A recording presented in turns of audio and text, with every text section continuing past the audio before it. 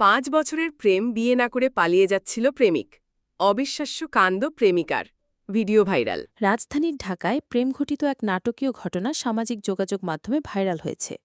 ৫ বছর ধরে প্রেমের সম্পর্কে জড়িত এক নারী তার প্রেমিককে বিয়ের জন্য চাপ দিয়ে আসছিলেন।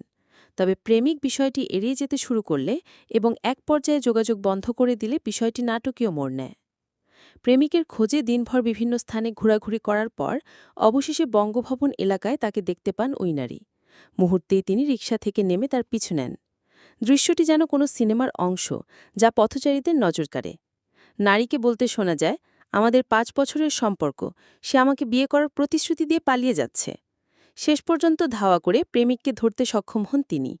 পুরো ঘটনাটি আশপাশের মানুষজন মোবাইলে ধারণ করেন এবং ভিডিওটি দ্রুত সামাজিক যোগাযোগ মাধ্যমে ছড়িয়ে পড়ে।